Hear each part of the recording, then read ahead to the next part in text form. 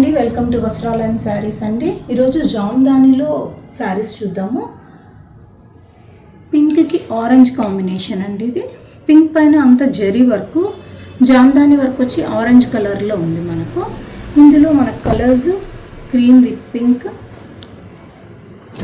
Sky blue, green with black అన్నమాట. ఒకసారి చూద్దామండి ఇందులో ఎలా ఉంది అని.